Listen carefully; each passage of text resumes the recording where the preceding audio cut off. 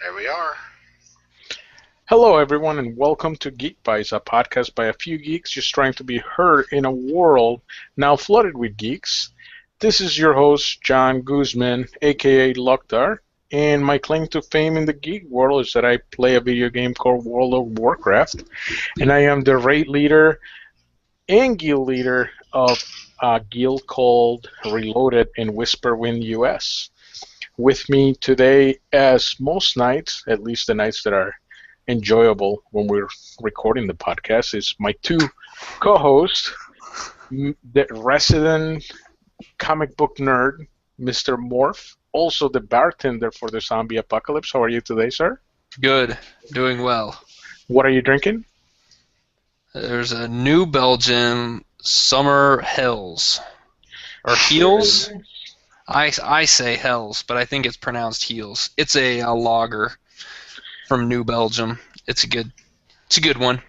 Yeah, I actually had a Tank 7 today. Nice. That's a really good one too.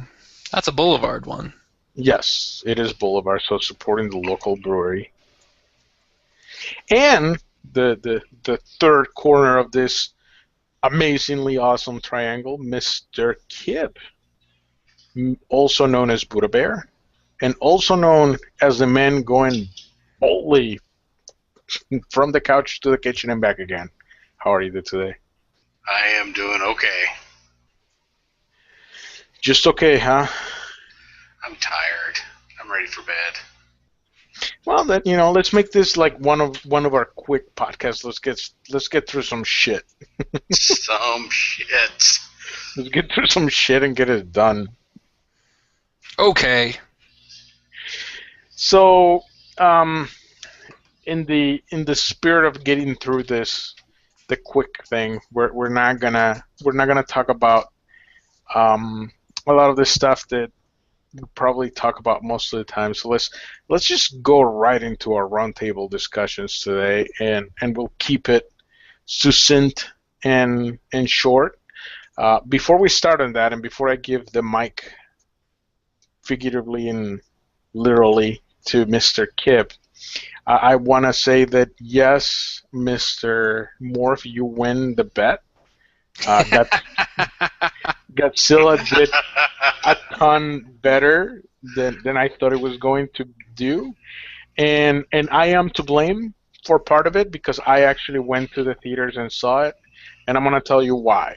I read an article where they interviewed the director for the movie. Most of the time, I'm not a huge director fan. I think most directors just kind of.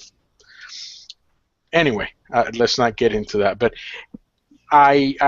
he basically wanted to not do fan service and not do a copy of the old stuff, but just kind of wanted to do his own take on it. And I feel like he did a really good job with it. I am not a fan of the campy movie, but this was a good measure of campy and a good measure of amazing action. It was exciting. It was everything that you want from a summer blockbuster. I know that a kid, so he wanted to make new people or new kids that had never experienced Godzilla before fans, and I think you're gonna see a lot of kids that are fans of Godzilla after this movie because it was very well made. It is a monster movie. It doesn't try to be um, anything but just kind of cool. The CGI did not take me out of the fun. I mean, Godzilla is fun. It is a kick-ass monster, and I'm not gonna go into spoilers, and I'm just gonna give the mic to Mr. Kip, who actually chose Godzilla as his topic for today. So, is it okay for me to give spoilers?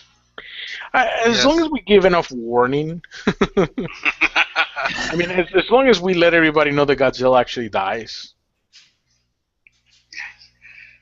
Does he really? No. Like, that would make for a shitty monster movie. Well, they do make you think he does for a while, and Holly was not too happy about that. But no, I went into the movie thinking, please do not be like the Matthew Broderick version where it was totally a departure from the Godzilla mythos and all that good Japanese goodness that went into those movies. What, you didn't like eggs being hatched in Madison Square Gardens? I did not. I did not see that movie, and I feel like I'm a better human being for it. I think you are. You are. You know, in fact, I liked the Matthew Broderick version up to the point until he said, "It's pregnant," and then the movie went to hell. So this one, nobody said it's pregnant, so it had that going for it. And but there was a pregnant monster. There was, but nobody said it. And it wasn't Godzilla. And, you know, what I liked about Godzilla as a kid, you know, is he fought all those other monsters, Gamera, Ghidorah, Mothra. whoever, Mothra. And that was the fun of it. And they brought that back for this movie. Granted, I don't know what the names of those monsters were other than Muto, which they called him in this movie, but that's what I wanted to see. I wanted Godzilla to come in and save the day and still be a warning to the humans that you're fucking up, you know, with the nuclear crap, and that's, you know, he's kind of a warning, you know, if you keep doing this is what's going to happen, and I may not always be there to save you, but he did save him this time, and I really enjoyed the movie. In fact, we talked about seeing it again this coming weekend. I think that everything that you said is accurate. Damn right. My complaints with the movie was that the pacing got a little shitty towards the end. There was definitely so let's talk about a couple of things that I really enjoy. I enjoyed the monsters that came out and enjoyed that Godzilla saved the day, because they were truly scary monsters. Like, if they would have truly reproduced, it would have been like an, oh shit, we're all gonna die type of, like, there's no coming back from it.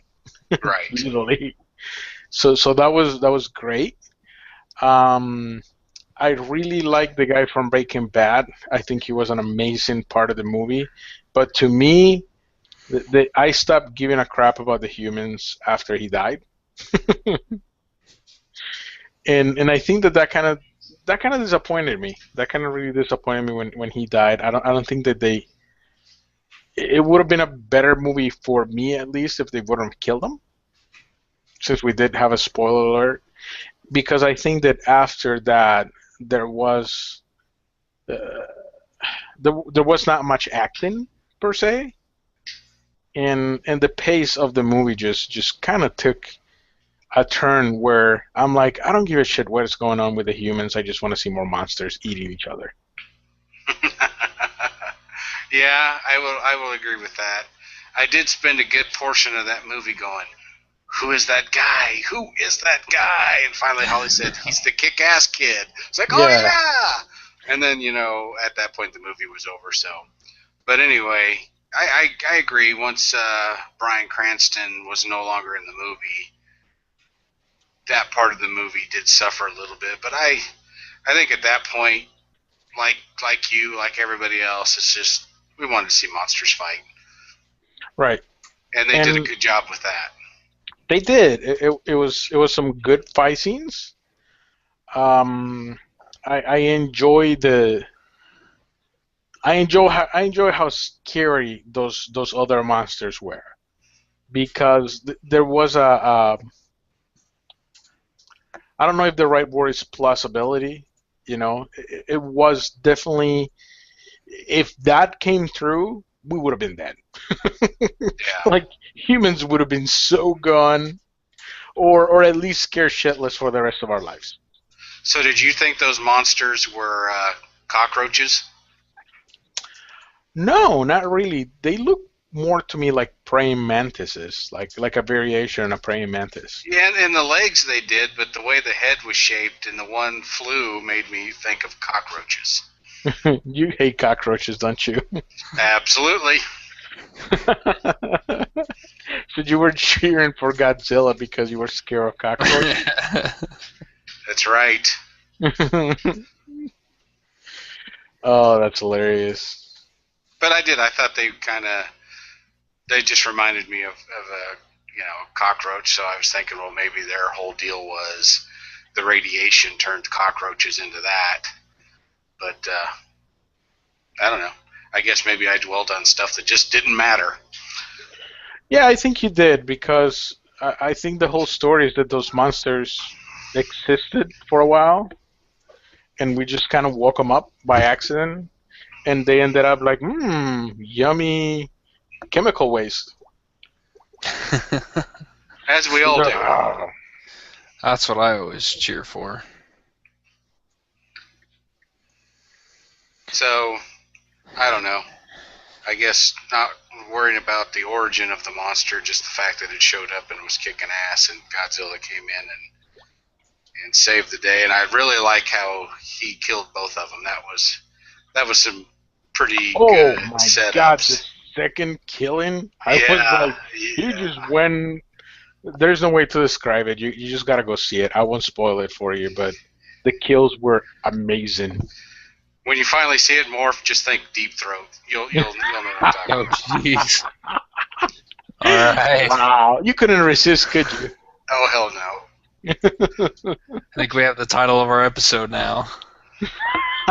I think we do. Damn it! Damn it, you guys! You know, like I've been thinking Godzilla about Deep this, Throat. like if I'm ever gonna get like fired from my job for online content, this podcast is gonna be it. No. Well, No. yeah, it's a good possibility of it. It is. It If is anybody's going to get definitely fired from what they say on here, it's probably going to be me. You guys are safe. I'm pretty guilty by association because I laugh at the crazy shit here. Yeah, well. You have to laugh to keep from crying. That's all I can say about that. No, you know, and I don't know if this is a Tank 7 talking or what, but I really appreciate you guys as friends because there's a lot of people that are stupid in this world, and I just cannot get along with them. But I know, and you Kip's guys- one of them, man. I don't know what. Hey, I'm right here. I can hear you Ow! guys. Sorry, I thought I was muted. Here's the next Godzilla monster.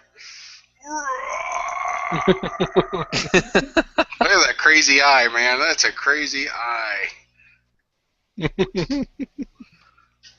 Oh, this shit is hilarious. What But are we- anyway, I'm drinking water. I say Godzilla is definitely worth watching in the movie theater. I think it's worth the money of watching it in the big screen. However, as a movie, I would not give it 4 stars. I would keep it at like 3.5. Which is high for a Godzilla movie, I think. I agree. I think so. I just can't. As far as cinema goes, I don't think so. I don't think that it's like a great movie. I mean, it had one great actor. Yeah. Okay, did you see it in 3D or? Yes, 3D. I saw it in IMAX 3D. All right. If we it have was time for a worth it. rant, that would be my rant. I don't want to see it in IMAX. I don't want to see it in 3D. And the movie theater we wanted to go to only had 3 showings a day that were in regular 2D. And it was in the smallest fucking theater in the building. And it was always sold out. Oh, that sucks. It took us 3 tries to see that fucking movie. I hate 3D overall, but since we were going with other people, it just it worked out that they wanted to see it that way. So I'm like, fine, I'll do it, and I enjoyed it. I enjoy seeing Godzilla's 6-pack on 3D. He's a buff Godzilla for sure. Deep Throat in 3D. That I got to see that. Join us next week. Uh-oh. No, you cut off. Oh, the internet- producer went robot. How is it now? It's good Better. now. Okay. So go see go see Godzilla on 3D or 2D. It is enjoyable either way, but it's definitely worth watching in the big screen and enjoy it. And at the end of the day, the monster kills people, and then the monster kills other monsters. So if you did not expect that, because I actually had somebody mad at me that that I spoiled the movie because I said one of the actors died, and I'm like, like I don't know how to reply to that. Like, it's a Godzilla movie. Godzilla kills people. Like, that's the whole premise of the stupid movie. But so anyway, go watch it. I think it's worth it, even if you know what's gonna happen, because I think that you can figure out the plot to a Godzilla movie within 5 minutes. Yeah, it can't be just that saying. complicated. It's a monster movie. Just saying. It's a monster movie. People are gonna die. Giant lizard steps on San Francisco. You got it. Solved. So, Spoiler. mystery solved. Real quick, my woman and I decided to start watching the Game of Thrones, and we're actually or actually no, we just started season 2, and enjoying the shit out of it. I think it's for a movie interpretation of such complex material, because it's got so much crap going on. The TV show is doing an excellent job, and I'm really enjoying what they're doing with it. So I don't want to expand too much on it so that we don't make it too long, but I'm definitely continuing to enjoy Game of Thrones on the HBO version, and I am almost done. I've been reading only one chapter at a time of the last book, because I don't want it to end and not have 2 books to read for a while, but I'm almost done with it. So it kind of sucks, because I don't want to not have any Game of Thrones contents, especially because I know it's not going to be completed for a while. But the show is going to catch up with the books pretty soon here, so he better get on his game. Yeah. Well, I did read that he told the producers and whatnot how the series is going to end, just in case he doesn't make it to the end of writing the books. So at least the ending is intact, in case somebody gets really pissed off at all the characters he kills off and takes it out on him or something. But still, though, I want to read it. Though I don't want to see it. I want to read it. Yeah. Well, I haven't read it. I haven't read any of the books, but I am caught up on the TV show, and it just seems to get better and better. You should read them. I think that you'll enjoy the books quite a bit. At first, his writing style could kind of bother somebody, but if you've seen the show, you're not going to have any problem following, the characters and following what's going on. So I think that you'll really enjoy it. Yeah, I probably would. But right now I've got 50 books on my reading list that I got to get to. Yeah. Actually, you know what? We've been talking about starting the Dresden Files. So I think that might be the next series that I start. The TV show or the books? The books. I haven't read the novel books, but I've read the comic books. They're pretty good. And I also promised some of my coworkers that I'm going to start watching an anime called One Piece, which is a huge commitment because that's one of the big, episodic ones. But they're starting their own little alliance on the new game that is, the new Wing Commander game. And it's they're all into One Piece, and they're gonna do One Piece characters and stuff because they're pirates and stuff. So I said I would. I mean, I obviously I enjoy anime quite a bit, but I'm always hesitant to start such a big, yeah, such a big series. I know what you mean. But I think I'm going to do it because I like to keep my word. What is it called? One Piece? One Piece. It's about pirates, and they say it's superior. Pieces in don't kill, or pieces in a puzzle? A puzzle piece. Okay. I'm going to have to check it out. Yeah, Still on Netflix.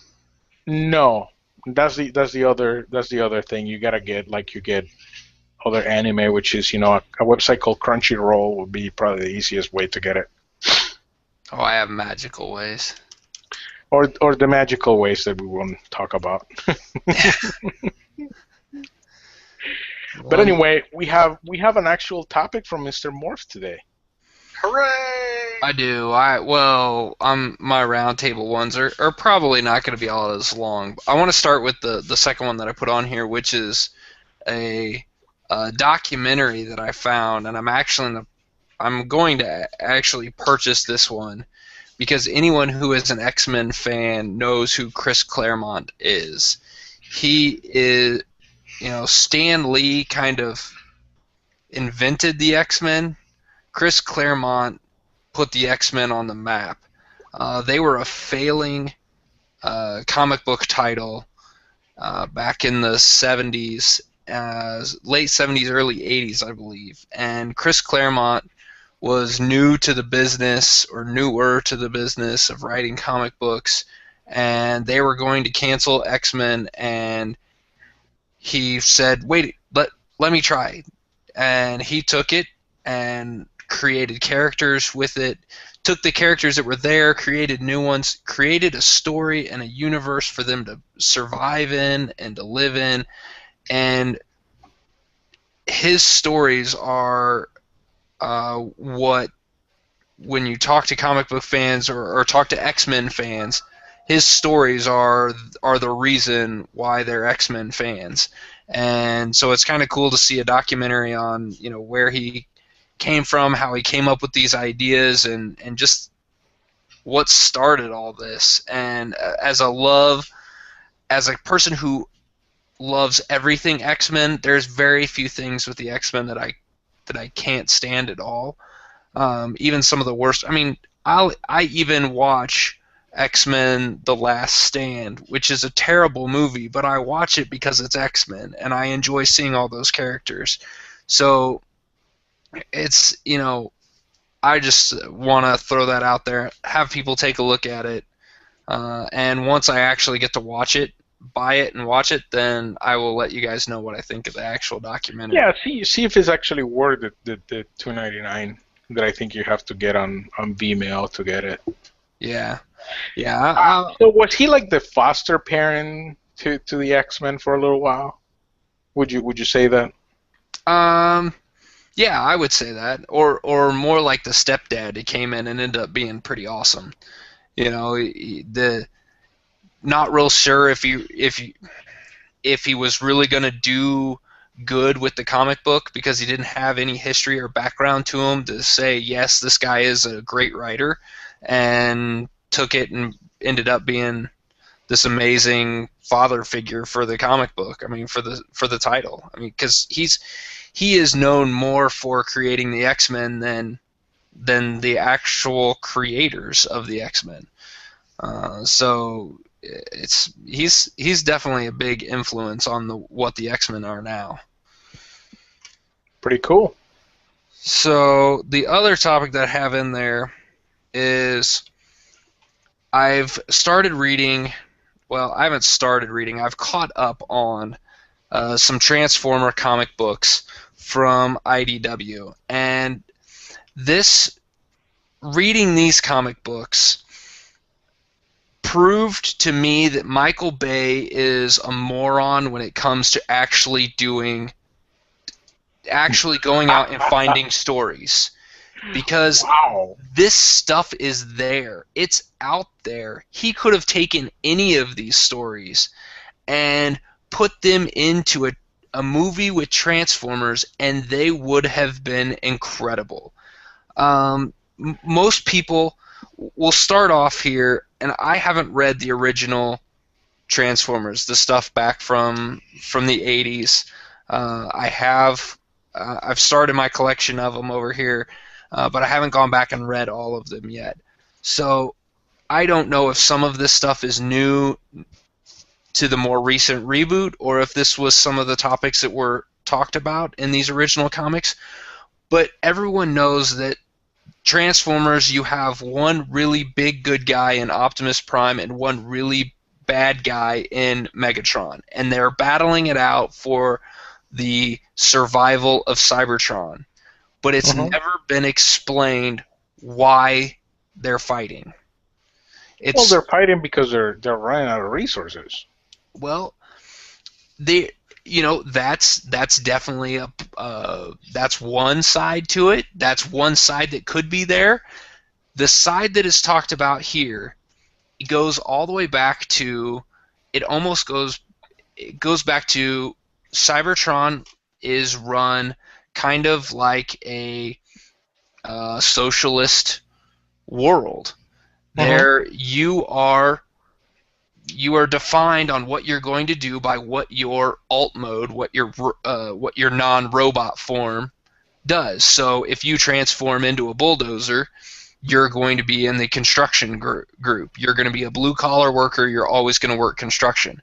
If you transform into a telescope, you're going to be a scientist, or a microscope, you're going to be a scientist. You're going to be part of the intelligence side of things. In the comic books, Megatron is against that. He wants freedom. He wants to be able to choose what he wants. He wants to be able to do whatever he wants to do and not be dictated to by what his alt mode is. Optimus Prime, on the other hand, is standing up for... some of that on the 80s cartoon. They do some, but very little. I mean, the 80s cartoon was really written for kids. This is definitely not written for kids. I mean, the theories and the ideas behind it are so complex. You think that social commentary or something that complex would really translate, to a mass audience? I mean, people had issues with just like a movie made about Noah. You know what I mean? Well, but in this one, you could take Michael Bay's explosions and fight scenes with the robots, get rid of humans completely, just have this take place on Cybertron and have this social commentary with robot battles, and I think it would be it would have been a huge hit. I don't think so. I don't think. I mean, I think The Matrix is amazing because of the social commentary that it does, and because it brings philosophy to the forefront. But I just don't think that audiences at this day and age can really digest something more complicated than that. Okay, here's the question. Do you think they can't digest it, or do you think they don't digest it because it's not available to them? The same reason why Almost Human was canceled. They can't digest. Exactly. That's the perfect example. They can't digest it. If you put anything there that has any level of that has more than one layer, people just don't get that there's more than one layer to things. Then how come movies like Inception are, award-winning, money-making, break-the-bank movies? Honestly, because they had Leonardo DiCaprio. No, because he's terrible. To us, because we're looking at it from a different point of view, but that's one of the reasons that I had John Gordon, or is it John Gordon-Levitt or Josh? It had Gordon-Levitt. It had a good cast, and the movie was good, but it wasn't a philosophical movie. It left questions open. But think about Inception. If it was really, truly, multi-layer with more stuff into it, they could have put a lot more into that movie, a lot more about philosophy in that movie as well. And I know what you're saying. A lot longer than 3 hours. Right, and social commentary, it's great in some mediums, but I just don't think that a blockbuster movie can really stand to. And we'll see. We'll see what Jupiter, is it Jupiter Rising? Jupiter Ascending. Jupiter Ascending. We'll see what that does, because that has some social commentary, like kind of woven into the story. Well, what about Elysium? That was a big blockbuster hit. What about? No, it wasn't. Nobody went and watched it on the theaters. Other than it made a lot of money. No, it practically flopped. It did that great. It practically flopped. It did good on video. I love the movie. I love the social commentary, but people don't like it. It's just like all of these movies that are coming out with the what is it, the white guilt trip movies and stuff like that. They're great movies and they're good social commentary, but nobody goes see them. They don't make that much money. Just look at the numbers. People want something that they can digest. People want, some good-looking people on the screen and shit blowing up. They do not want any social commentary. They do not want to have to think. They just want to be able to unplug and just go see some mindless entertainment. We are in the minority that we seek entertainment that has intelligence layers to it and that is going to give us new ideas. Most people don't, dude. That's right. I like my porn to be thinking. You like your porn to have Josh Stone or whatever his name is? Joss Whedon. Evan Stone, that's his name. Well, like when we went to see the Godzilla movie and they played the trailers before the movie, and like 22 Jump Street was one of them, and people were laughing and all this stuff at the trailer, and I'm like, this is fucking retarded. It's got to be the dumbest thing out there, other than maybe terrible. Other than that Adam Sandler movie that's coming out. And people are just loving this shit, and I'm like, come on. Mm-hmm. Granted, I'm sitting in a movie called Godzilla, but still, we can do better than this. That's one of the things that sold me on Godzilla. That the guy was definitely going to put a little of the social commentary of, you know what, it is a cautionary tale. You guys are playing with nuclear power. There is consequences to that. I like that it had that little layer of it, and it did have a little layer of of how bad the nuclear bomb is, because there was definitely a cautionary tale about that as well. So I like those things. I like that they were sprinkled in there. But I hear what you're saying, Aaron, and or Morph, and I would love to see the universe as a universe as rich as Transformers, because there's tons of Transformers and there's tons of stories that can be told in that universe. I would love for more social commentary to come out. And I would just love, I don't even have to have social commentary. I would love to have a Transformers movie with a fucking story that actually makes sense. But people love boobs and explosions. We live in that society, dude. And I do too, but can you at least put some story that makes sense and include that in there with boobs and explosions? I'm with you. I just don't think it would sell. Because right now, I'm looking at the trailer stuff and the stuff for this new Transformer movie, and I'm going, eh.